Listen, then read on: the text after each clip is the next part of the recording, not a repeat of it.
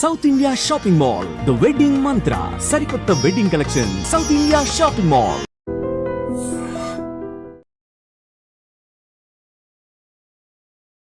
Self goal వేసుకుంటున్నాడో తెలీదు, American ఎకానమీకి సెల్ఫ్ డిస్ట్రక్టివ్గా తయారయ్యాడో తెలియదు, కానీ మొత్తానికి the whole world is talking about only one single person. ఆ విషయంలో అయితే మాత్రం సక్సెస్ అయ్యాడని చెప్పొచ్చు.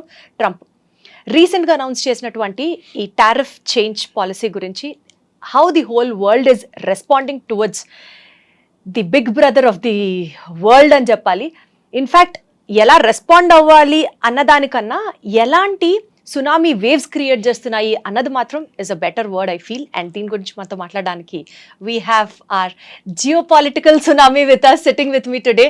అనిల్ ఏకేవి గారు ఉన్నారు. హలో అనిల్ గారు, ఎలా ఉన్నారు sir? I'm good. Wonderful sir. Sir, Trump policies, tariff especially రీసెంట్గా అనౌన్స్ చేసినట్లుగా he has announced a trade war with the world. ఈ నేపథ్యంలో యుఎస్కి చైనాకి మధ్యలో గట్టిగా ఆ వార్ని కనుక ఫీల్ అయితే, ఇండైరెక్ట్గా ఇండియాకి సంబంధించి ఇండియన్ ఎక్స్పోర్ట్స్ కానీ లేకపోతే ఇండియాతో ఉన్న ట్రేడ్ని ఇండైరెక్ట్గా ఆ క్యాస్కేడింగ్ ఎఫెక్ట్ లాగా ఎలా రిఫ్లెక్ట్ అవుతుంది is what I wanted to start with. India will not get impacted. Will not get impact. మరి స్టాక్ మార్కెట్స్ అన్ని కూలిపోవడం, గోల్డ్ రేట్స్ పెరిగిపోవడం, రీసెంట్గా విన్నాను ఈ month 19th Tata Motors has to send some X number of vehicles to US. ఆ deal మొత్తం cancel అయిపోయింది అని విన్నాను. America after cold war, there are two kind of wars which has happened in America. One is civil war, the other one happened with Cold War.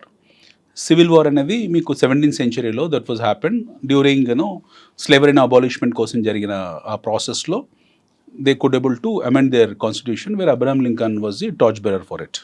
First thing, they have taken something called as అక్కడ నుండి వాళ్ళు stabilize చేసుకున్నారు ఎకానమీని. Second world war తర్వాత cold war ఒకటి ఏర్పడింది. That was between first world countries and second world countries. First world countries are happen to be the NATO countries. ఈరోజు North Atlantic Treaty Organization మనం ఏదైతే అంటున్నామో ఇవన్నీ కూడా first world countries. Second world countries happen to be those countries which were the followers of Union Soviet Socialist Republic, erstwhile USSR. ఈ first and second world countries అని మనం రెండింటిని అనేది. There were something called as third world countries, అంటే తటస్థ దేశాలు. ఈ first వరల్డ్కు second world సంబంధం లేని తటస్థ దేశాలు, ఇండియా లైక్ కైండ్ ఆఫ్ దేశాలు, నాన్ ఐలాండ్ కంట్రీస్, మనకు సంబంధం లేదు. No let us keep India aside. Now let us go back to America. Now America has involved into plenty of activities. Nixon time tarvata America involved into plenty of activities involving putting their hands and fingers in geopolitical situations across the globe. అప్పటి వరకు America first అనే నినాదం వాళ్ళకు ఉంది, మొదటి నుంచి ఉంది. America first అనే నినాదం అవుతుందో హ్యారీ ట్రూమాన్ టైంలో అది కంటిన్యూ చేసుకుంటూ వెళ్ళి they established as a strong nation. They could able to destroy United Soviet socialist republic. వాళ్ళ కబంధ హస్తాలతోనే యుఎస్ఆర్ని 17 ముక్కలు చేశారు. అందులోంచి పుట్టిందే ఉజ్బెకిస్తాన్, ఇవన్నీ కూడా. ఉజ్బెకిస్తాన్ అంటున్నా, తుర్క్మెనిస్తాన్, ఆర్మేనియా, అజర్బైజాన్, ఉక్రెయిన్, ఇవన్నీ కూడా. సో ఈ చిన్న చిన్న దేశాలన్నీ 17 ముక్కలుగా విడిపోయింది. Now America could able to become the only first world country, followed by is heard దేశాలు అవుతున్నాయి, యూరోపియన్ దేశాలు. ఇదొక సెట్ ఆఫ్ థింగ్. దాని తర్వాత ఏమైపోయిందంటే America started controlling the world with the dollar. They started controlling world with the dollar without manufacturing anything. American domestic consumption స్టోరీలో వాళ్ళ ఉత్పత్తి వర్సెస్ కన్జంప్షన్ అనేది చాలా డెఫిషియట్లో ఉంటుంది. They have their production but their consumption is higher than their production. Then they started depending on the world. మిగతా ప్రపంచాల మీద డిపెండ్ కావడం మొదలుపెట్టారు. China has taken the advantage of becoming an export nation, looking at America as a market. China అమెరికాను ఒక market లాగా చూడడం మొదలుపెట్టేసి they started working only targeting America. Only targeting America. Because America has no such thing like manufacturing. So skilled labours అంతా చైనాలో ఉన్నారు, cheap labour అంతా చైనాలో ఉన్నారు, పెద్ద మార్కెట్ అమెరికా ఉంది. They started producing what America wants. ఇదే ప్రాసెస్లో, ఇదే ప్రహాసనంలో పక్కన తైవాన్ ఉంది.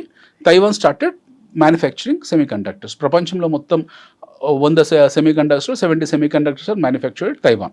So Taiwan, which is a small country but still is a hub of semiconductors. So America has become a parasite on globe. ప్రపంచం మీద ఒక పరాన్నజీవి అయిపోయింది అమెరికా, పెద్ద పరాన్నజీవి. They depend on everything other than artillery and ammunition. వాళ్ళ దగ్గర వేరే ఉత్పత్తులు ఏమీ లేవు. ఉండొచ్చు మోడర్న్ ఉత్పత్తులు కొన్ని ఉండొచ్చు, but rest of the world started the supplying to America in terms of there used goods. ఈ సాగాలో ఈ కంటిన్యూషన్ ప్రాసెస్లో they started maintaining the dollar. వాళ్ళ డాలర్ని ఎప్పుడు మారక రూపంలో ఎక్స్చేంజ్ పరంగా చాలా బలంగా పెట్టారు. నా వాట్ హ్యాపెండ్, ఇది మనం కొంచెం డీప్ అర్థం చేసుకోవాలి. Countries like China started buying their bonds, treasury bonds. Excess మనీని అమెరికా నుంచి వచ్చే రావాల్సిన మనీ అవుతుందో డబ్బు రూపంగా కాకుండా బాండ్స్ రూపంలో చైనా కొనడం మొదలుపెట్టింది. ఎందుకంటే చైనా వాళ్ళ డొమెస్టిక్ కన్సంప్షన్ వాళ్ళకు సఫిషియెంట్గా వాళ్ళు సెల్ఫ్ రిలయంట్ అయిపోయారు, సెల్ఫ్ సఫిషియెంట్ అయిపోయారు. వాళ్ళు ఎప్పుడైతే సెల్ఫ్ సఫిషియెంట్ అయిపోయారో they wanted to become another second world country replacing USSR. First world country as we discuss which is America, second world country happen to be USSR. ఆ gap fulfil చేయడం కోసం China ప్రయత్నం చేసి they started buying the treasury bills of US fund ఎప్పుడు treasury bills print చేసి ఇస్తూ ఉంటుంది. వాళ్ళు డబ్బుల రూపంగా కాకుండా ట్రెజరీ బిల్స్ రూపంగా ఇస్తూ ఉంటారు. ఆ ట్రెజరీ బిల్స్ అన్నింటినీ పైలప్ చేసుకుంటూ చైనా వెళ్ళిపోయి they started what you call challenging America in terms of their economy. Next స్పేడ్ ఎకానమీలో వాళ్ళు ఛాలెంజ్ చేయడం మొదలుపెట్టారు. ఇదే టైంలో somewhere in 1990 end of 1990s తర్వాత ఆర్ స్టార్టింగ్ ఆఫ్ 2000లో ఈ క్రూడ్ ఎక్స్కవేషన్ అవుతుందో it got almost doubled in Gulf. Crude requirement ప్రపంచవ్యాప్తంగా విపరీతంగా ఏర్పడింది. ఆటోమొబైల్ విప్లవం వచ్చింది, కొత్త మోడల్స్ వెహికల్ రావడము. World has got into next league of economic rally. So ప్రపంచవ్యాప్తంగా స్టాక్ మార్కెట్స్ కూడా పరిగెత్తాయి. At the same time consumptions పెరిగాయి, ఆటోమొబైల్ ఇండస్ట్రీ రిక్వైర్మెంట్ పెరిగింది, క్రూడ్ ఆయిల్ రిక్వైర్మెంట్ పెరిగింది. నా Gulf started excavating more crude. విపరీతంగా Gulf క్రూడ్ని ఎక్స్కవేట్ చేసింది. వచ్చిన డబ్బులన్నీ తీసుకెళ్ళి అమెరికాలో పెట్టారు. Gulf nations especially Saudi Arabia, మీకున్న యూఏఈ, యునైటెడ్ అరబ్ ఎమిరేట్స్, ఇలాంటి మస్కట్ ఇలాంటి దేశాలందరూ కూడా వీళ్ళందరూ డబ్బులు తీసుకెళ్ళి they started dumping in US, started buying the bonds, treasury bonds. So America also started taking huge money from Gulf nations. That has leaded to subprime crisis in 2008. Okay. That has led to subprime crisis in 2008. Now America wanted to come out of that crisis. ఆ subprime crisis నుంచి America బయటికి రావడానికి ప్రయత్నం చేసింది. అది ప్రపంచ ఆర్థిక మాంద్యానికి దారితీసింది. అంటే ఈ ట్రెజరీ బాండ్స్ పైలప్ అమెరికా కూడా చేసుకుంది కదా, మరి క్రైసిస్ ఎందుకు వచ్చిందని అంటే వీళ్ళు ఇచ్చిన విచ్చలవి డబ్బులు ఏవైతున్నాయో, ఇక్కడ నుంచి గల్ఫ్ నుంచి వెళ్ళిన డబ్బులు ఏవైతున్నాయో అమెరికాకు వెళ్ళిన తర్వాత అమెరికా అది ఏం చేసుకోవాలో వాళ్ళకి తెలియదు. ఎందుకంటే వాళ్ళకి మళ్ళీ వడ్డీలు ఇవ్వాలి, వడ్డీ రూపంగా పావుల వడ్డీ, రూపాయి వడ్డీ, ₹2 వడ్డీ ఇవ్వాలి. అమెరికా దాన్ని అక్కడే అమెరికన్ బ్యాంక్స్ అలా పెట్టుకున్నారు అనుకోండి. They had some mortgage companies by name Freddie Mac, Fannie Mae, Lehman Brothers, ఇలాంటివి కొన్ని వాళ్ళకు మార్టిగేజ్ సంస్థలు ఉన్నాయి.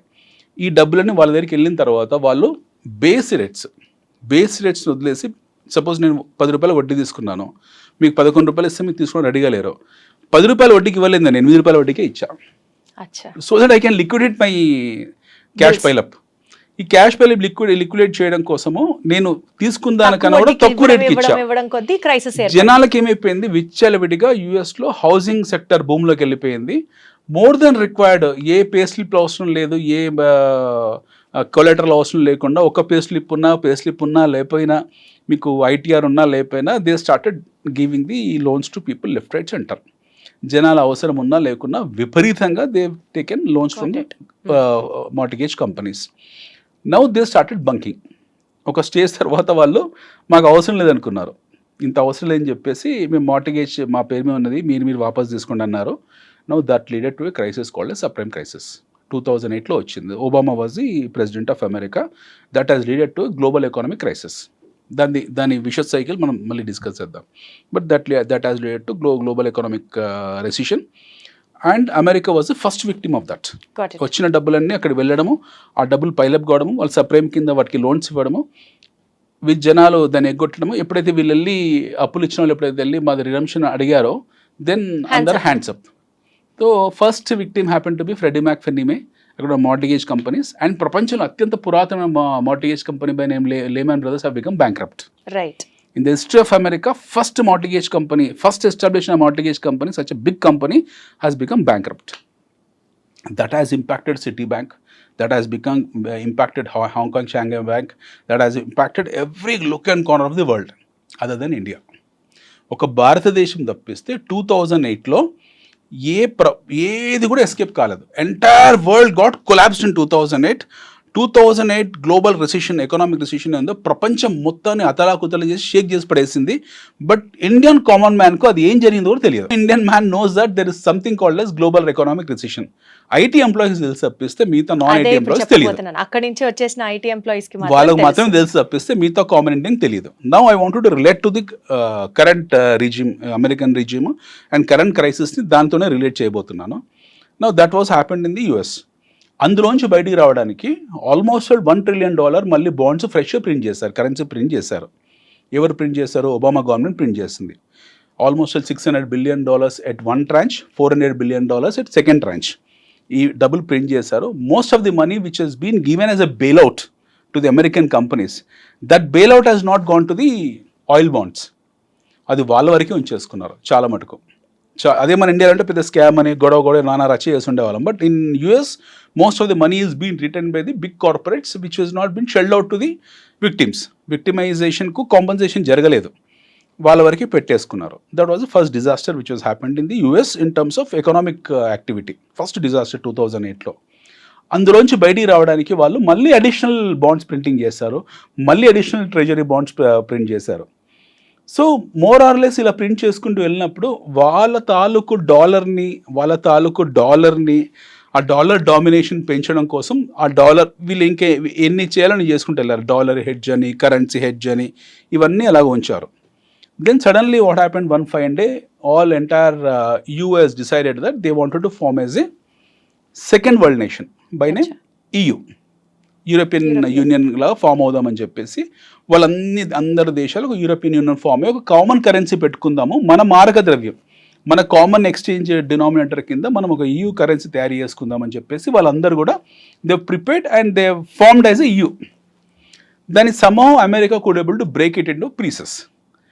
గ్రెగ్జిట్ అని గ్రీక్ బయటకు వచ్చేసింది, బ్రెగ్జిట్ అని బ్రిటన్ బయటికి వెళ్ళిపోయింది, ఇలా కొన్ని జరిగాయి. So that EU got broken into pieces, bits and pieces కింద మారిపోయింది. Again America could able to create the domination, could able to retain the domination. Now what happened in the US dollar domination అలా పెంచుకుంది. But China started exporting left right centre to US and they started buying the American treasury bonds. ఒక barring India, most of the developed economies who are in supply chain mechanism to US in terms of there production have taken the bonds instead of currency. So ఆ treasury bond redemption load ఒకటి US మీద ఉంది ఇప్పుడు. They have the treasury bond redemption load that could happen from Gulf, that could happen from China, that might happen from Europe. ఎవరి నుంచైనా ఆ ఒత్తిడి రావచ్చు. At the same time 1950s, I'm giving the background of the current issue. 1950s 1960లో మీకు after second world war తర్వాత 1945లో second world war end అయిపోయింది. With in span of 5-6 years ఇక్కడ Germany రెండు ముక్కలు అయిపోయింది. ఆ టైంలో east Germany, west Germany. East Germany was under the control of USSR, the west Germany was in the control of capitalistic nations. China, Japan, which was a victim of Pearl Harbor, again could able to regain its glory. ఈ రెండు దేశాలు in terms of the technology went very aggressively. Right. మీకు ఇక్కడ మర్సిడైల్, డైలమీర్ ఇలాంటి companies జర్మనీలో అగ్రెసివ్గా వెళ్ళడము, స్క్లంబర్జర్ లాంటి కంపెనీస్ అగ్రెసివ్గా వెళ్ళడము, వీళ్ళు ఎస్టాబ్లిష్ కావడము వాళ్ళ ఎకానమీని బూస్టప్ చేస్తుంది. They had pile up of some 3,300 tons of gold ఎవరి దగ్గర? జర్మనీలో. Germany has a threat from Russia, from USSR. ఎప్పుడైనా వీళ్ళు మా మీద దాడి చేయొచ్చు, ఎందుకంటే Russia has a track record of grabbing of the treasures. Especially ఒక పిట్స్బర్గ్లో సడన్గా మాయమైన గోల్డ్ ట్రెజర్స్ కూడా ఉన్నాయి. పెద్ద రైలు వెళ్తుంటుంది హిట్లర్ది, రాత్రి మాయమైపోతుంది ఆ ట్రైన్. సో ఇలాంటి treasure hunting history, notorious history వాళ్ళకి స్టాలిన్కి ఉంది. సో ఆ భయం వల్ల ఏం చేశారంటే during the regime of Brezhnev, Stalin, this people got scared, Germans. Now they have decided to not mortgage, they wanted to put in a special custodian or with a special custody so that that particular treasure is safe. 1,200 టన్నులు తీసుకెళ్ళి 1960 కాలంలో యుఎస్లో పెట్టేశారు. 1,200 tons of gold has been deposited US ట్రెజరీలో పెట్టారు. దాన్ని fed treasury అంటాం దాన్ని. ఆ ట్రెజరీలో ఎప్పుడైతే వీళ్ళ గోల్డ్ ఉందో, ఇలాంటి గోల్డ్ పైలప్స్ చాలా ఉన్నాయి యూఎస్లో. నౌ ఆ గోల్డ్, ఎందుకంటే most of the currencies been printed on the deposits of the gold. So ఆ ధైర్యం మీద ఓన్లీ వాళ్ళు విచ్చలవిడిగా ట్రెజరీ బాండ్స్ ప్రింట్ చేసుకుంటూ వెళ్ళారు, అది కొలాటరల్ కింద. At the same time currency కూడా ప్రింట్ చేశారు. నౌ ఇది ఒక incident, this was happen. At the same time Japan started what you call producing automobile left right centre, and the greatest market happen to be the US. Japan కూడా similarly they have taken the US treasury bills, ఎందుకంటే Japan currency అవసరం లేదు, అది కూడా developed nation కాబట్టి.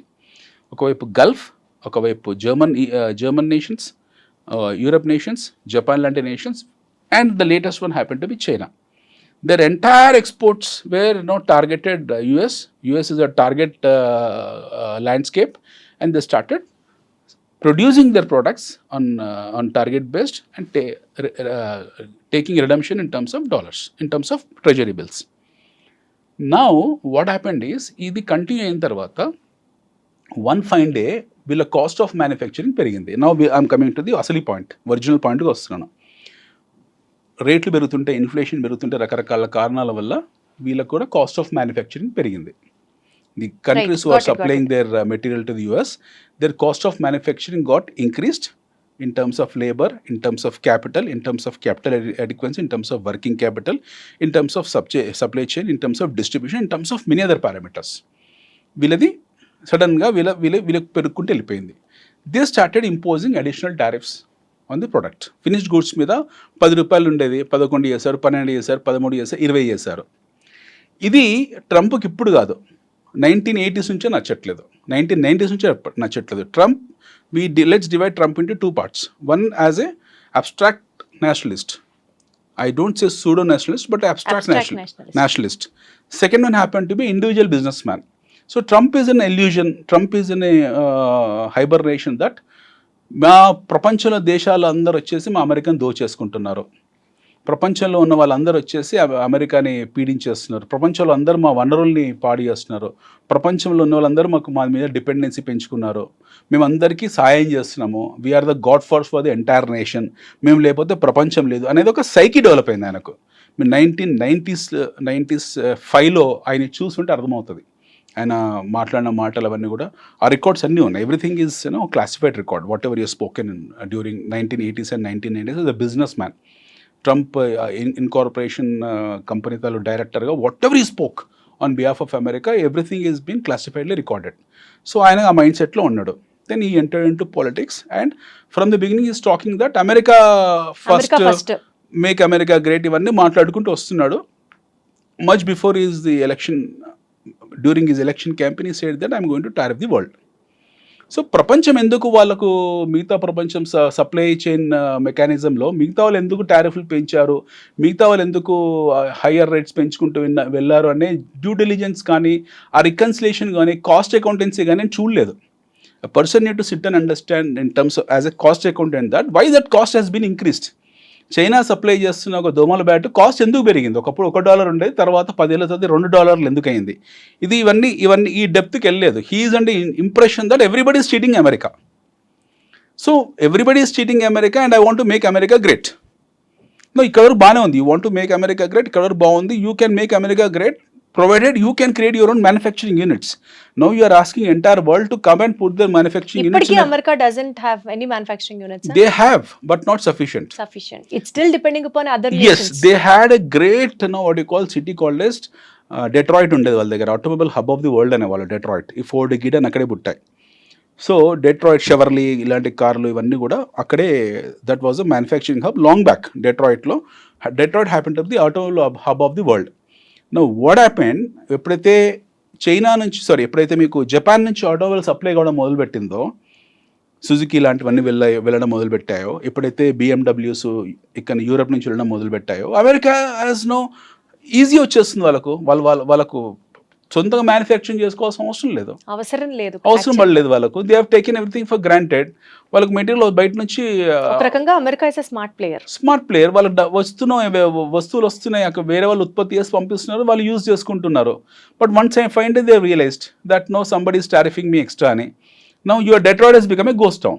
Right. Detroit has become a ghost town where you have been haunted by a ghost town. ఇప్పుడు సడన్గా చూసేప్పటికీ అది ఒక పెద్ద గోస్ట్ టౌన్ అయిపోయింది, ఏం చేసామని వాళ్ళు ఇప్పుడు రియలైజ్ అయ్యారు. ఇప్పుడు now Trump want everything to be manufactured in America. Now he's saying that you come and put your production hubs in our place. I'm going to give certain reservations to you.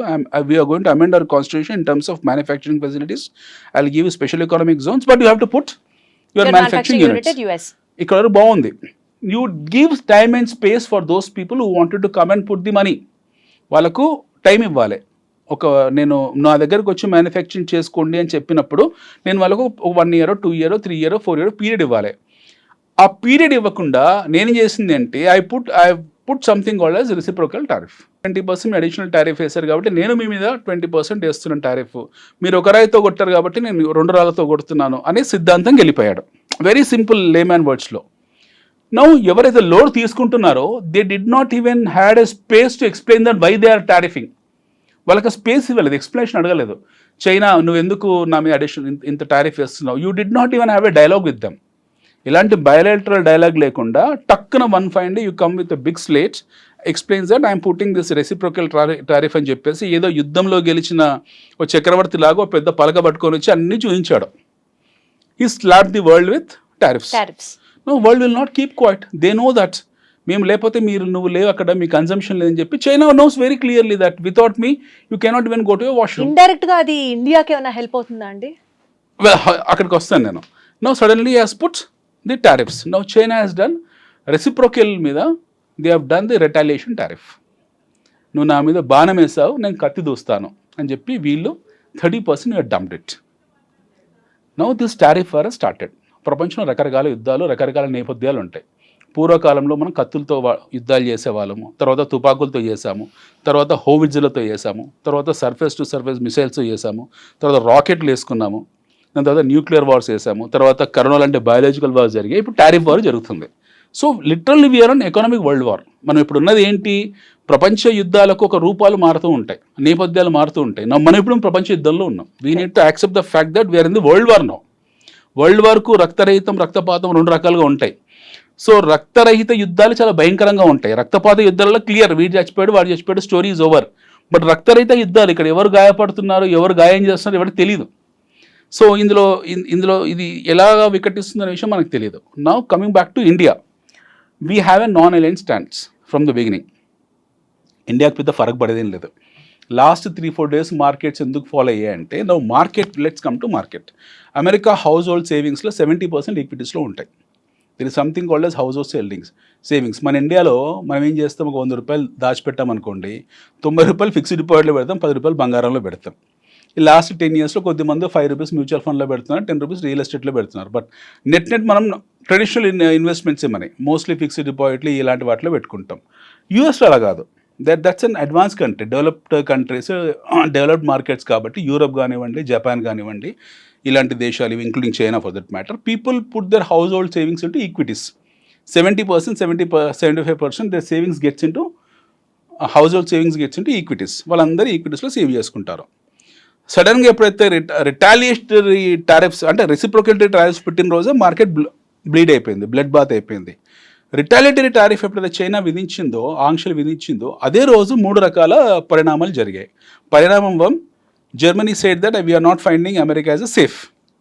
America is not a safe place for us. We might withdraw or we might get back or we might go for redemption of our gold treasures which are there in US Fed. ఒకటి ఇలా అనేసారు. రెండోది, Europe మొత్తం కూడా they started finding the space to find a new leader. That might be Russia. పుతిన్తో ఎక్కడ దగ్గర అయిపోయి వాళ్ళు పుతిన్ ఒక లీడర్గా ఎన్నుకుంటారో అనేది ఒకటి జరిగింది. మూడోది, తటస్థంగా ఉన్న థర్డ్ వరల్డ్ కంట్రీస్ ఏవైతే ఉన్నాయో వాళ్ళు కూడా రిటాలియేట్ చేయొచ్చేమో వీళ్ళలాగా అని చెప్పి భయాలు. సో ఫ్రైడే రోజు జరిగింది బ్లడ్ బాత్, మండే రోజు బ్లాక్ మండే అవుతుందో ఇది మజిల్ బాత్. అంటే everything has been broken into bits and pieces. Now how it has been broken into bits and pieces అంటే, America loss almost 10 to 11 trillion US dollar market capitalisation. ఒక రకంగా America కూడా అది నష్టమే. ఒక రకంగా కాదు, ఫస్ట్ విక్టిమ్ అమెరికానే. అది బ్యాక్ ఫైర్ అయింది వాళ్ళకే. ఫస్ట్ బ్యాక్ ఫైర్ అయింది వాళ్ళకే. మనం తారాజువా అంత గొప్ప ఎకానమిస్టులు, చదువుకున్న వాళ్ళు, ట్రంప్ ప్యానెల్లో వీళ్ళందరూ ఉంటారు కదండి. ఆ మాత్రం చిన్న మూవ్మెంట్ ని కూడా వాళ్ళు గెస్ట్ చేయలేకపోయారా? మూర్ఖత్వం వర్సెస్ ఇంటెలిజెన్స్ రెండు ఉంటాయండి. Every intellectual cannot be a what you call sane person, or every మూర్ఖుడు can not be a intellectual person. ఈ కాంబినేషన్ చాలా ఇంపార్టెంట్. ఒక బలమైన పిచ్చోడి ఇప్పుడు చేతిలో మీరేమంటారు, ట్రంప్ మూర్ఖుడా ఇంటెలెక్చువల్ పర్సనా? ఇంటెలెక్చువల్ మూర్ఖుడు అంటాను నేను. ఓకే, ఈ రెండు క్వాలిటీస్ కాంట్రాస్టింగ్ ఒకే మనిషిలో ఎలా ఉంటాయి సార్? అలాంటి Intellectual మూర్ఖుడు. ఇంటెలెక్చువల్ ఎలా ఉంటారు మూర్ఖుడు మీరు ఉంటారు అలాగా. ఇంటెలెక్చువల్ ఇప్పుడు ఎగ్జాంపుల్ అయిననే కదా మనకు. ఇంటెలెక్చువల్ ఆయనకు బిజినెస్ మీద అవగాహన ఉంది, మూర్ఖమైన 2 నిర్ణయాలు తీసుకున్నాడు. ఈ he's not even given world space and time to think. Intellectual tariffing make America great. Intellectual అమెరికాలో వచ్చి సంస్థాగతంగా మీరు పరిశ్రమలు పెట్టుకొని మా దేశ ప్రగతికి తోడ్పడండి, మీరు ₹4 సంపాదించుకోండి. He's intellectual intellectual. Thoughts. But you have not given people to think about it. మూర్ఖంగా వెళ్ళి దాని ఆఫ్టర్ షాక్స్, దాని డీప్ ఇంపాక్ట్ ఎలా ఉంటుందో ఊహించకుండా, ఎదుటివాడు కూడా నీ స్థాయి బలవంతుడు, వాడు కూడా రిటాలియేట్ చేస్తాడు అని ఊహించకుండా యు హ్యావ్ టేకెన్ ఎ లేదా డెసిషన్. తనకంటే బలహీనుడు రిటాలియేట్ చేస్తే ఇది అసలు నాకు ఏమాత్రం ఫరక పడదు అన్న ఒక ఓవర్ కాన్ఫిడెంట్ పొజిషన్ లో అయినా అమెరికా ఉంటుంటుంది. అమెరికా ఏమనుకుందంటే మిగతా బలహీనం అనుకుంది. అదే కదా ఫస్ట్ మూర్ఖత్వం అదే. అమెరికా దగ్గర 6th జనరేషన్ ఫైటర్ జెట్స్ ఎలా ఉన్నాయో చైనా కూడా 6th జనరేషన్ ఫైటర్ జెట్స్ ఉన్నాయి. In fact much more nuclear warheads Russia దగ్గర ఉన్నాయి, secret nuclear warheads. For that matter even Iran కూడా డిస్క్లోజ్ చేసింది మా దగ్గర న్యూక్లియర్ వారెట్స్ ఉన్నాయని చెప్పి. America is no more a super power in terms of their no army and artillery. America ఈ దేశాన్ని కలిస్తే America is just nothing, that's a dust. ఇవన్నీ కలిసి ఒక డస్ట్ అంతే. ఒకవేళ ఇవన్నీ కలిస్తే ఇది ట్రంప్ ఎక్స్పెక్ట్ చేయలేదు. ఇట్స్ ఎ చెస్ మూవ్ అండి. మీరు ఒక పాన్ కదిలినప్పుడు ఎక్స్పెక్ట్ చేయగలగాలి మిగతా వాళ్ళు ఎలా కొల్లిజన్ ఎలా ఉంటుంది, కొలియడ్ ఎలా ఉంటుంది, కొలాబరేషన్ ఎలా ఉంటుంది ఊహించుకోగలగాలి. Right sir, when we have to talk something very close about India. Stock markets పడిపోయి ఒకటి. ఈ స్టాక్ మార్కెట్స్లో వోలటిలిటీ ఎక్స్పెక్ట్ చేయడం అనేది మనం చూసాం. యాక్చువల్లీ అది 100% జరుగుతుంది. ఎక్కడ ఏ చిన్న మార్పు జరిగినా సరే మన స్టాక్ మార్కెట్స్ అర్జెంట్గా కూలిపోతాయి, because we are sentiment based country. Scene cut చేస్తే ఇలా ప్రాబబ్లీ ఎవరు ఆలోచించకపోవచ్చు, నాకు జస్ట్ ఒక థాట్ అంతే. వేరే ఇన్వెస్ట్మెంట్ మోడ్స్లోకి ఇదేమన్నా దారి తీస్తుందా? మీరు సీన్ కట్ చేయకండి, సీన్ అక్కడనే ఉంచేయండి, నేను వస్తాను ఇక్కడికి. నో వాట్ హ్యాపెండ్, వీళ్ళు ఆ రోజు ఫ్రైడే ఉత్పాతం జరిగింది. America lost almost 10% to 10 to 12 trillion market capitalization. Next day when retaliation tariffs వచ్చిన తర్వాత ఇది చాలా దారుణమైంది అనమాట జరిగింది. మండే ఇండియా ఎంత ఇచ్చింది ఎస్టర్డే చెప్పండి? నేను చెప్తాను. India is a least. అసలు అదే జాలేస్తుంది. ఇండియా రికవర్ అయిపోయింది ఈరోజు. Wonderful. India is a least. Today is 8th April. I'm talking about yesterday, 7th April, which happened to be the Black Monday. Now 7th April 2025, ప్రపంచ మార్కెట్లో అతలాకుతలం అంటే blood and sand కలిసిపోయాయి. Everything got mixed, blood and sand got mixed. ఇక్కడ కొన్ని markets, for example US markets has fallen 7%. There are three major markets in US. One is Dow Jones, Wall Street అంటాం దాన్ని, Dow Jones, Nasdaq and S&P 500. ఈ మూడు collapse అయ్యాయి. 6 to 7% మధ్య ఈ మూడు కొలాప్స్ అయ్యాయి. నౌ కమింగ్ బ్యాక్ టు ఏషియాలో Taiwan market has been shut down on lower circuit. ఎందుకంటే సెమీ కండక్టర్స్ మీద టారిఫ్ పెట్టారు కాబట్టి వాళ్ళు భయపడిపోయి ఆ మార్కెట్ లోయర్ సర్క్యూట్ పడిపోయింది, 20% డౌన్ అయిపోయింది. దాన్ని షట్ డౌన్ చేశారు కాసేపు. అంటే market has been shut down, which was we have seen this shut down during subprime crisis. 2008లో చూసాం షట్ డౌన్స్ అనేవి. మళ్ళీ ఆ బంపర్ ఆఫర్ మన ట్రంప్ 2015లో ఇచ్చాడు ఆఫ్టర్ 17 years. యూరప్ మార్కెట్స్లో FTSE major market which is UK market, బ్రిటన్లో ఉన్న లండన్లో ఉన్న స్టాక్ ఎక్స్చేంజ్ని FTSE అంటాం, ఫుట్సీ అంటాం. దట్ గాట్ ఫినిష్డ్, అదొక 8-9% పడిపోయింది. ఫ్రాన్స్ క్యాక్స్ అంటాం మనం, అది finished.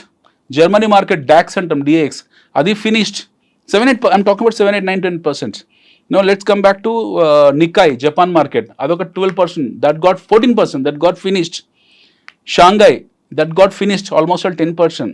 Now go to Hong Kong, that got finished, అది 17%, 18%, which is 17 years low. 17 years ప్రగతిని 1 night ఫినిష్ అయిపోయింది. KOSPI which is south Korean market, that got finished. అన్ని 7 to 20% మధ్యలో కొలాప్స్ అయిపోతే India was around 3.5% collapse. We lost about 20 lakhs of market capitalization, but it almost 50% recovered today. ఎందుకు మనము recover కాగలిగాము? Why we could able to recover so quickly? Why we have not been thoroughly affected? Global ఎకానమీస్లో ఏంటంటే అన్ని cascading effects ఉంటాయి అన్నిటి కూడా, but ఈ కాయిల్ డౌన్ స్పైరల్ ఎఫెక్ట్స్ ఉంటాయి. ప్రతిది కూడా everything coils down as a spiral effect which will have a deeper impact on each and other nation. మనకు కూడా దాని సెంటిమెంటల్ ఇంపాక్ట్ ఉంది. What was the impact what we seen yesterday happen to be the sentimental impact, not fundamental impact. Let us keep the financial side and let us understand from our domestic consumption perspective. మనకు అమెరికాతో సంబంధం లేవు. మనకు America ఉన్న trade ఎంత అంటే $50-55 billion ఉంటుంది. What we export what we import problem ఒక $5 billion. అమెరికా ఒక ట్రేడ్ డిఫిషిట్ ఉంది మనతో. మనకేం ట్రేడ్ డిఫిషిట్ లేదు అమెరికాతో. అమెరికాకు ఉంది మనతో ట్రేడ్ డిఫిషిట్ అరౌండ్ $5 billion ఉంటుంది. 55 billion లో we're on surplus in terms of trades. America is in deficit. మన ట్రేడ్ వచ్చి $50 billion. వేరే China trade is $500 billion. There's a huge difference. మనకన్నా 900% ఎక్కువ ఉంది China. In terms of exports China is 900% more and they have to have that impact. మనకెందుకు లేదు అని అంటే మనకేం ప్రాబ్లం లేదు. మనం అమెరికా ఉన్నా లేకున్నా మన అస్తిత్వానికి వచ్చే నష్టం లేదు. We will survive. మన domestic consumption story so impact. మనం ఇక్కడ ఏదైనా వస్తువు ప్రొడ్యూస్ చేస్తే అది ఎక్స్పోర్ట్స్ చేయకున్నా మనకేం ప్రాబ్లం లేదు. దాని కన్జంప్షన్ అంతా లోకల్గా జరిగిపోతుంది. రెండోది మన బ్యాంకింగ్ వ్యవస్థ వచ్చేప్పుడు we have tightened all the nuts and bolts very strongly and we are not that old India where we are sitting on current account deficit. క్యాడ్లో లేం మనము. That doesn't mean that we are on cash. Current account సఫిషియన్సీలో లేం మనం balance ఎకానమీలో ఉన్నాము. So మన dependency on global nations is very less. మన dependency on global nations is there in terms of crude. మనకు క్రూడ్ కావాలి. అమెరికా మీద డిపెండ్ కావట్లేదు మనం. మన క్రూడ్ సౌదీ కంట్రీస్తో గల్ఫ్ కంట్రీస్తో డిపెండ్ అవుతాం, లేదా ఇరాన్ నుంచి రష్యా నుంచి మనకు క్రూడ్ వస్తుంది. The same crude again we're supplying to America. So India doesn't produce any crude but we market crude to other countries and we make hell lot of dollars on that. మనకు చాలా డబ్బులు వస్తాయి అందులో. India makes big money in terms of crude trade. So అలాగా మనకు consumption related అవుతుందో, domestic consumption related అవుతుందో, మనం ఉత్పత్తి చేసే వస్తువులకు కావాల్సినంత మంది కస్టమర్స్ మన దేశంలోనే ఉన్నారు. వాటికి వినియోగదారులు మన దగ్గర ఉన్నారు. బట్ చైనాకు ఆ పరిస్థితి కాదు. చైనాలో 100 కోట్ల జనాభా ఉంటే వాళ్ళు 300 కోట్ల జనాభాకు ఉత్పత్తి చేస్తారు. 100 కోట్లు వాళ్ళు కన్జ్యూమ్ చేసుకుంటారు, 200 కోట్లు ఎక్స్పోర్ట్ చేస్తారు. సో ఈ 200 కోట్లు కనుక వాళ్ళు ఎక్స్పోర్ట్ చేయలేకపోతే అదంతా సర్ప్లస్ ఇన్వెంటరీ మిగిలిపోతుంది. They will get into losses. But whereas India produce around 100 కోట్ల మందికి 110 కోట్ల మందికి తయారు చేస్తుంది. అంటే మన ఎబిలిటీ అంతే. మనం గొప్ప అని చెప్పట్లేదు. చైనా మనకనే చాలా గొప్ప. China has become self reliant and self sufficient producing for half of the world. India has not come to that stage. మనం ఈ రోజు కూడా మొత్తం 100% దేశానికి ఉత్పత్తి చేసే స్థాయిలో లేము. For that matter we import textile from Bangladesh which is shame on us. మనం సిగ్గుపడాలి.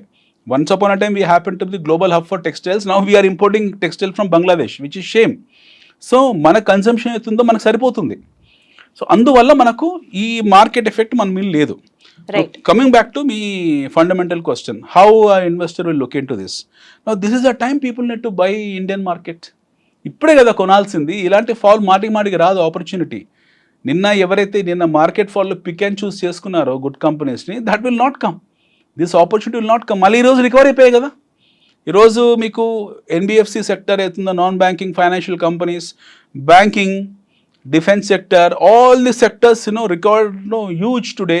And tomorrow happen to B RBI review meet. రేపు పొద్దున మన ఆర్బీఐ కనుక 25 basis points కనుక కట్ చేశారనుకోండి, పావులో కట్ చేశారనుకోండి, మన మార్టిగేజ్ కంపెనీస్ ర్యాలీ కొడతాయి, బ్యాంక్స్ ర్యాలీ కొడతాయి మళ్ళీ.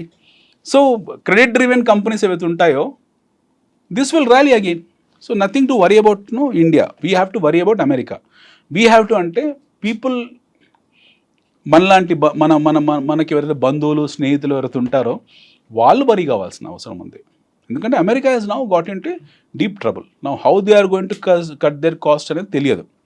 Even for that matter America, Trump has gone so eccentric in taking certain decisions. Harvard University for example, Harvard University itself is a autonomous body. వాళ్ళకి $50 billion economy ఉంది, which is almost bigger than any of the nation. మన చాలా చిన్న దేశాల కన్నా పెద్ద economy Harvard university. వాళ్ళకి ప్రతి సంవత్సరం ఇవ్వాల్సిన $8 billion, $9 billion ఏదైతే అది ఉంటుందో, వాళ్ళకి ఇవ్వాల్సిన బడ్జెట్ ఉందో అది కట్ చేశాడు. స్కూల్స్కి బడ్జెట్ కట్ చేశాడు. సో ఇలాంటివన్నీ యాక్టివిటీస్ చేస్తున్నారు అతను. How it is going to impact US అనేది మనకు తెలియదు హానెస్ట్లీ స్పీకింగ్. రైట్ సార్, ఇప్పుడున్న కండిషన్లో సేఫ్ హెవెన్ గా ఆలోచించాలి అంటే ఎవ్రీబడి టాకింగ్ అబౌట్ గోల్డ్ అనుకుంటే ప్రపంచవ్యాప్తంగా గోల్డ్ రేట్స్ తగ్గాయి. ఇండియాలో కూడా రేట్లు బాగా తగ్గిపోయాయి. ఈ స్టేజ్లో మాట్లాడితే ఎంత ప్రపంచం అంతా గోల్డ్ మీదకి ఇన్వెస్ట్ చేయబోతోంది and what is India's role in it? ప్రపంచం ఎవరు గోల్డ్ మీద ఇన్వెస్ట్ చేయరండి, ఒక ఇండియన్స్ తప్పిస్తే. అంటే సేఫ్ హెవెన్ గా అంటే ప్రతి దేశం గోల్డ్ గురించే మాట్లాడుతుంది. ప్రపంచం ఏం గోల్డ్ గురించి మాట్లాడదు. Gold is a commodity. ప్రపంచం అందరూ గోల్డ్ మీద ట్రేడ్ చేస్తారు. ఇండియా వాళ్ళు గోల్డెన్ ట్రెజర్ గా చూస్తారు. nobody know what you call look at gold as a what you call safe haven. World lo ప్రపంచంలో there are two kind of economies. One happen to be a developed economy, DE అంటాం. రెండోది emerging markets, EMs అంటాం. అంటే మనలాంటి దేశాలు, అందులో predominantly orthodox nation మనలాంటిది, especially India kind of countries. మనకు మాత్రమే గోల్డ్ ప్రీషియస్, మిగతా వాళ్ళందరికీ హెడ్జ్ అది.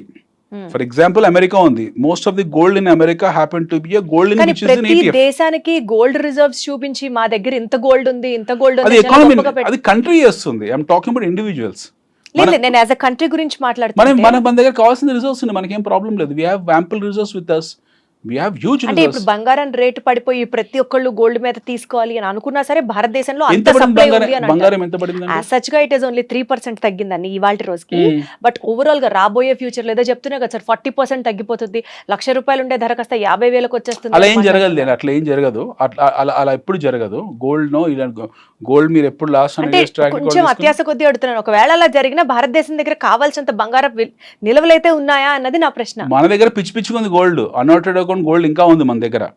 Gold no, there are two kind of golds. One it audit gold, the other one happen to be unaudit gold. So మన దగ్గర అన్ఆడిట్ gold ఎంత ఉందని సంగతి ఎవరికి తెలియదు. ప్రపంచంలో biggest happen to be India in terms of gold. Unaudit gold మన గుళ్ళల్లో టెంపుల్లోనే కొన్ని వేల టన్నులు ఉన్నాయి. I'm talking about Germany having 1,200 tons of gold which is been deposit in America. అలాంటి మన దగ్గర టెంపుల్స్లో ఉంటాయి. So we should not worry about gold reserves. మన దగ్గర కావాల్సిన గోల్డ్ రిజర్వ్స్ ఉన్నాయి. So there was a situation where India is mortgage at gold in London bank. ఒక టైంలో మన దగ్గర చాలా దారుణంగా ఒక పూట తినలేని పరిస్థితిలో మన దగ్గర ఉన్న బంగారం నిల్వలు తీసుకెళ్ళి లండన్లో బ్యాంకులో పెట్టి మనం అప్పులు తెచ్చుకున్నాం. ఇప్పుడు ఆ పరిస్థితులు లేము, మనం అప్పులు ఇచ్చే పరిస్థితిలో వచ్చాం. మాల్దీవ్ వాడు వచ్చి మన దగ్గర మనం $500 million తీసుకుని వెళ్ళాడు. ప్రపంచంలో అందరూ రియలైన్ అవ్వండి, మ్యానుఫ్యాక్చరర్స్ అందరూ అమెరికా వచ్చి అక్కడ బిజినెస్లు స్టార్ట్ చేయండి, మీ మ్యానుఫ్యాక్చరింగ్ యూనిట్లు పెట్టండి అంటున్న ఈ ట్రంప్ ప్రొటెక్షనిస్టిక్ స్ట్రాటజీ ఏదైతే ఉందో, ఇండియా బిగ్గర్ మ్యానుఫ్యాక్చరింగ్ యూనిట్ గా ఇవాల్వ్ అవ్వడానికి ఇది ఒక అడ్డుకట్టు లాగా చూడొచ్చా మనం? బికాజ్ మనకి అమెరికాతో ఎప్పుడు పోటీ లేదు, బట్ ఇప్పటికీ అమెరికాలో మ్యానుఫ్యాక్చరింగ్ యూనిట్స్ లేవు కదా, చాలా వరకు పోల్చుకుంటే ఇండియా కాదు అమెరికాలో ఎప్పటికీ మ్యానుఫ్యాక్చరింగ్ యూనిట్స్. అంటే ఇప్పుడు ట్రంప్ పిలువగానే ఎవరు వెళ్ళారండి. ఆయన ట్రంప్ ఉండేది ఇంకా 3 సంవత్సరాలే. ఇప్పుడు ఆయన వచ్చే 4 సంవత్సరాల టర్మ్ లో 6 నెలలు అయిపోయింది. 6 నెలల్లో వాళ్ళ దేశాన్ని ఇండియా అయితే ఎదుగుతోంది అని మనం మాట్లాడుకుంటూనే ఉంటాం కదా, ఎమర్జింగ్ ఎకానమీ ఇంకా 30 ఏళ్ళు మాట్లాడుకుంటాం మనం. అలాగే that is safe thing. No way US is competitive to India, no way competition to India, at least in terms of becoming a manufacturing hub. మనం already manufacturing hub. That's what ఇండియాకి. అందుకనే ఈ state లో ట్రంప్ పిలిచిన వెంటనే maybe అందరూ రియలైన్ అయిపోయి అక్కడికి వెళ్ళి మ్యానుఫ్యాక్చరింగ్ యూనిట్ స్టార్ట్ చేస్తే. I wish dollar should hit 100, 120. I wish personally to dollar to hit 100, 120. Where when dollar will hit 100 to 120, you will have lot of flood of money coming to India. Right. Flood of money coming to India. Probably dollar hit అందరూ అనుకుంటారు, dollar hit కాగానే ఇక్కడి నుంచి foreign investments అందరు వెళ్ళిపోతారు బయటగా అనుకుంటారు. That is the other way round. అలా జరగదు. When dollar hits, ఎలా చెప్తారు జరగదని? జరగడానికి ఆస్కారం 100% ఉంది కదా. డాలర్ రేటు పెరిగితే ఇండియాకి వచ్చే ఇన్వెస్ట్ చేస్తారు అన్నది one side of the story what you're talking about. But when dollar is becoming stronger day by day, maybe the whole world is looking at America, why not we to get into that అని ఎందుకు అనుకోరు? See, there are dollar denomination. ఇండియాకు ఒక rate ఉంటుంది, చైనాకు rate ఉంటుంది, పాకిస్తాన్కో rate ఉంటుంది, గల్ఫ్కో రేట్ ఉంటుంది, యూరోప్కో రేట్ ఉంటుంది. But when we take it as a common exchange ఎప్పటికీ మన దగ్గర ₹100 ఉందనుకోండి, you look at dollar from 50 to 87. What were Indian investments? When was a time we have seen dollar at 50? Somewhere ఇన్ 2012 అనుకుంటా. Somewhere in 2011, 2012 50 ఉండేది. 2015 ఇప్పుడు 87కి వచ్చింది. ఈ లాస్ట్ ఈ 12-13 years ట్రాన్సిషన్ ఆఫ్ టైంలో 2012లో మన దగ్గర డొమెస్టిక్ ఇన్వెస్ట్మెంట్స్, ఫారిన్ ఇన్వెస్ట్మెంట్స్ ఎంత ఉన్నాయి, ఈ రోజు ఎంత ఉన్నాయి? What we're we have to look from that statistical point of view. $50 dollar ఉన్నప్పుడు మన దగ్గర ఇంత ఇన్వెస్ట్మెంట్స్ ఉన్నాయి, ఈ రోజు. బేసికల్గా మీతో జరుగుతున్న కాన్వర్సేషన్లో నాకు అర్థమవుతున్న పాయింట్ ఏంటంటే, ట్రంప్ టారిఫ్ డెసిషన్ కానీ, ట్రంప్ తీసుకున్నటువంటి పాలసీ డెసిషన్స్ కానీ, no way it is at least affecting India. We will not get affected. ఇప్పుడు యాక్చువల్లీ మనం ఎందుకు తటస్థం? Why we have not retaliated and దానికి రెండు. ఇప్పుడు why we have see even Japan kind of best ally to US started murmuring saying that we are going to retaliate. మేము retaliate చేస్తామని చెప్పి జపాన్ వాళ్ళు అంటున్నారు. Why India has not spoken a single word. We have not uttered a single word. We kept silence. మనం అసలు మాట్లాడలేదు. మన మీద 26% టారిఫ్ పెట్టాడు, మళ్ళీ ఫస్ట్ టారిఫ్ 27% అన్నాడు, తర్వాత 26% అన్నాడు. Then you spoke about even about life saving drugs, even about pharma మీద టారిఫ్ పెడతానన్నాడు. దెన్ మన ఫార్మా కంపెనీస్ పడిపోయాయి, మనం కూడా టెన్షన్లోకి కానీ వచ్చాము. ఏ సెగ్మెంట్ ఇండియాలో బాగా ఎఫెక్ట్ అవుతుందండి ఈ టారిఫ్స్ వల్ల? Like for example IT, pharma, దాని తర్వాత ఇలా ఇండివిజువల్ గా కనుక సెగ్మెంట్స్ వైజ్ మాట్లాడితే ఏది ఎఫెక్ట్ కాదండి, ఏది ఎఫెక్ట్ అవ్వదు? ఏది ఎఫెక్ట్ అవ్వదు. It's only what you call time being, what you call shocks. These are just nothing but after shocks of Trump action. ఏ సెక్టర్ ఎఫెక్ట్ కాదు, ఈవెన్ ఐటీ కూడా ఎఫెక్ట్ కాదు. People think that IT will get affected. IT కూడా affect కాదు, even pharma కూడా affect కాదు. Why? Because there is something called as వాడు inherent tariff. టారిఫ్లో 2 రకాలుగా ఉంటాయి. People get confused. 2 రకాల tariff. One is inherent tariff, the other one is retaliatory tariff. Inherent tariff మనం ఎంచుకుంటాము. We will not talk about retaliatory tariff. China has been outspoken about their retaliatory tariff because China is very strong economical and in terms of the arms and ammunition as well as military పరంగా China is very strong. వాళ్ళకి ఆ ధైర్యం ఉంది అనడానికి, నువ్వు నా మీద tariff వేస్తే నేను టారిఫ్ వేస్తానని. ఎందుకంటే ఇద్దరి మధ్యలో ట్రేడ్ వార్ జరుగుతుంది. నెక్ టు నెక్ ఉన్నారు వాళ్ళు. నెక్ నెక్ ఉన్నారు. China stronger economy than US economy. మనం let's be very practical.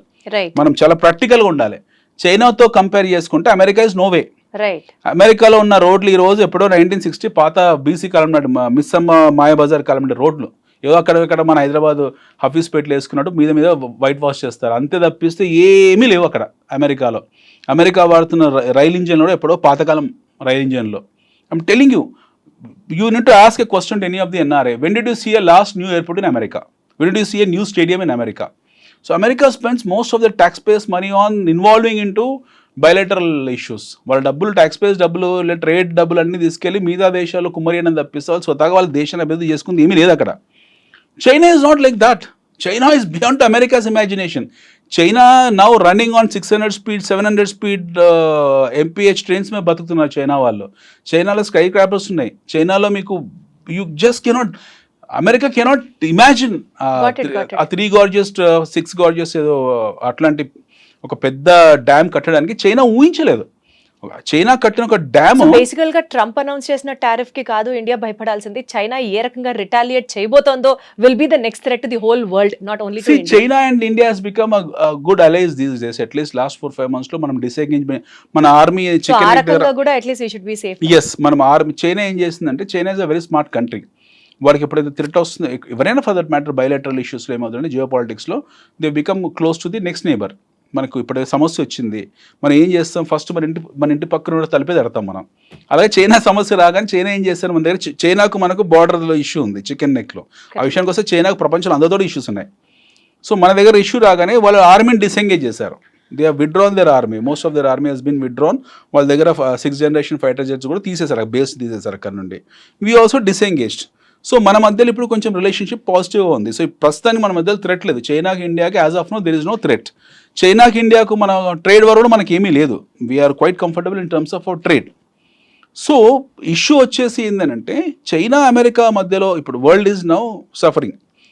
America target was purely China, it was not other countries. ఆ లిస్ట్లో వాడు 188 దేశాలు యాడ్ చేసుకున్నాడు. Most funniest thing is China sanction even Russia, China sanction even Iran. This countries don't even supply sand. వీళ్ళు కనీసం ఇసుక కూడా వాళ్ళకి సప్లై చేయరు, అంటే ఎక్స్పోర్ట్ లేదు, ఎందుకంటే వాళ్ళ మీద శాంక్షన్స్ ఉన్నాయి. Russia won't supply anything to America, Iran won't supply anything to America because they has been sanction.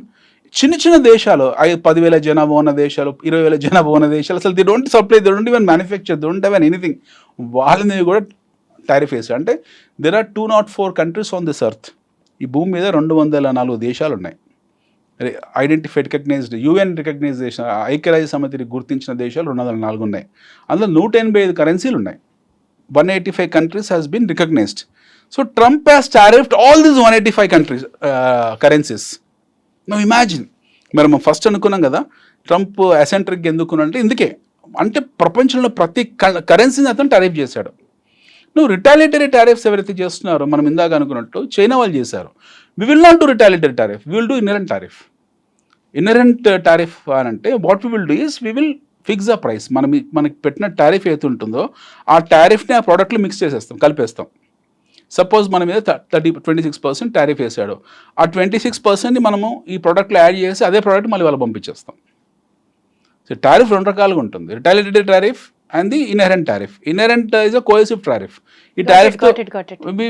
we'll have zero impact on this. Especially life saving drugs are drugs indispensable from their lives. కాబట్టి మనకు వచ్చిన problem ఏం లేదు ఆ tariff వార్లో. So వాళ్ళు accept చేస్తారు. ఇంకోటి మనకి ఏంటంటే ఈ నవంబర్ డిసెంబర్లో we have some bilateral meetings, we have some commerce meetings with America in terms of lot of other activities. మనకి స్పెషల్ వాళ్ళతో కొన్ని ట్రేడ్ యాక్టివిటీస్ ఉన్నాయి. మనం లాస్ట్ టైం మన పిఎం వెళ్ళినప్పుడు మాట్లాడుకొని వచ్చారు ఆయన. సో అందువల్ల మనం మన దగ్గర రాలేదు. And at the same time US is now looking India as a most important ally for them. So వాళ్ళు మళ్ళీ కౌంటర్ బ్యాలెన్స్ చేసుకోవాలి చైనా నుంచి అని అంటే mostly they might no call support India in terms of more manufacturing. So let's be positive about the move. We have to be positive, and that's how Apple has come. China నుంచి Apple 100% shift of technology ఎందుకు జరుగుతుంది అంటే అందుకే జరుగుతుంది. Why France is giving 100% transfer of technology for the Rafale అంటే అందుకే జరుగుతుంది. So India is been identified and looked at as the most important nation on this globe. And we're no what you call, మనము people make funny విశ్వగురు అన్నప్పుడు మనం lot of people made memes on honourable PM, but exactly we are Vishwaguru for on certain reasons, on certain parameters, on certain things, we are definitely, what you call, involved into so many things. ఈ Russia Ukraine విషయంలో కూడా మనం మధ్యవర్తిత్వం వహించమన్నారు. Such a big battle which is happening in central Europe. మనల్ని అడిగారు, they asked us, why don't you come and interfere in our war అని చెప్పి. But still we have taken an all-in stance and we kept away. ఇక్కడ మన ఇద్దరికి స్నేహ సౌరభాలు ఉన్నాయి. So that way మనకు వచ్చిన నష్టం ఏం లేదు. We should not worry. At least interview ద్వారా నాకు ఒక పాయింట్ ఉన్నాయి. అల్లకల్లోలం అయిపోతుంది, మనుషుల్ని ఆర్టిఫిషియల్ ఇంటెలిజెన్స్ రీప్లేస్ చేసేస్తుంది, America is going to crash the whole world, it's going to emerge out as the indispensable power. ఈ మాటలన్నీ వింటుంటే భయం వేస్తుంది, కానీ మీతో మాట్లాడిన తర్వాత ఇప్పుడైతే కొంచెం కాన్ఫిడెన్స్ వచ్చింది. లైక్ ఇండియా ఎలాంటి నష్టం లేదు. మీరు తక్షణం చేయాల్సిన ఒక డీమ్యాట్ అకౌంట్ ఓపెన్ చేసుకోండి. ఇలాంటి క్రాష్ ఓపెన్ అయినప్పుడల్లా ఇండియన్ స్టాక్స్ కొనుక్కుంటూ వెళ్ళండి. Now your point, Indian stocks you have to buy Indian companies. మన డొమెస్టిక్ కన్సంప్షన్ స్టోరీస్లో ఎన్నో కంపెనీస్ ఉన్నాయి, వండర్ఫుల్ కంపెనీస్ ఉన్నాయి which has got very strong balance sheets. Right, ఇలాంటి మంచి కంపెనీస్ కొనుక్కోండి. And no best time to enter into the Indian yes, stock market. yes. Whenever America is suffering, whenever there is a cascading impact on Indian markets, whenever Indian markets fall, it is a golden opportunity. And golden opportunity coming and knocking your door to go and buy it. మీరు immediately కొనుక్కోవాలి. So what happened yesterday, people who bought made about 4-5% today. మనం gold 3% fall గురించి మాట్లాడే క్యూలు కడతారు. అబ్బా gold 300 300% పడింది కదా అని చెప్పేసి ఈరోజు అందరూ గోల్డ్ షాప్లో క్యూ కట్టుంటారు. But yesterday people who would have bought made 7%, 8%, 10%. And imagine this is a time, and this is a time, and we will see what we have seen the other day happened to be I don't say it is crash, it was a correction and it was a knee-jerk reaction. మనం చూసింది knee-jerk reaction. ఆ knee-jerk reactionలో ప్రపంచం అంతా 20%, 15%, 10% పడ్డప్పుడు knee-jerk reaction 3% ఉంది. This 3% will not go 5-6%. అది జరిగింటే ఈరోజు జరగాలి. సో ఇలాంటి ఆపర్చునిటీస్ మాటికి రాదు. వీఆర్ వెరీ స్టేబుల్ ఎకానమీ, మనం భయపడాల్సిన అవసరం లేదు. And more or less no what you call, కొత్తగా స్టాక్ మార్కెట్లోకి పెట్టాలి అనుకునే వాళ్ళకి మీరు ఇది రైట్ టైం అని అంటున్నారు. ఆల్రెడీ పెట్టి క్రాష్ అయిపోయిన వాళ్ళకి నాట్ టు గెట్ డిస్హార్టెండ్ అని ఏమైనా చెప్తారా? హ్యాపీగా ఇంకా డంప్ చేయండి, డబ్బులు ఇంకా డంప్ చేయమంటారా? డంప్ చేసేయండి. If you are what you call a serious long term investor, if you wanted to buy more stock, you tomorrow morning, రేపు పొద్దున్న లేవగానే okay, tomorrow all your losses will be recompensated. మీరు and additional గా డబ్బులు dump చేసుకుంటూ వెళ్ళండి. Next 1-2 years మీరు accumulate చేస్తూనే ఉండండి. You accumulate as much as possible. there are huge travel we have to do. Right, అసలు మన ప్రయాణం మొదలైంది నిన్న మననే కదండి. 33-34 years ప్రయాణం మనది. American markets crash on reason ఉంది because that is a 300 years economy, 3 centuries economy. అది మన 3 decades ఎకానమీ. మన ప్రయాణం మొదలైంది 1991 తర్వాత. Our journey started in 1991 after new economic reforms. Got it sir, absolutely fine. We're just 34 years old. మనము స్వాతంత్రం 8 years అని చూడొద్దు. మన స్వాతంత్రం స్టార్ట్ అయింది 1991 తర్వాత. 34 years old. మన ప్రయాణం జస్ట్ 34 ఏళ్ళు మాత్రమే. So long way to go, very long way to go, very long way to go. Wonderful sir. So ఈ టైంలో ట్రంప్ టారిఫ్ని మనల్ని ఎలా ఎఫెక్ట్ చేస్తుంది అని భయపడకుండా స్టార్ట్ ఇన్వెస్టింగ్, అనిల్ గారు చెప్పినట్లుగా into stock markets and make profits out of it. Thank you so much Anil garu. Wonderful talking to you. Thank you.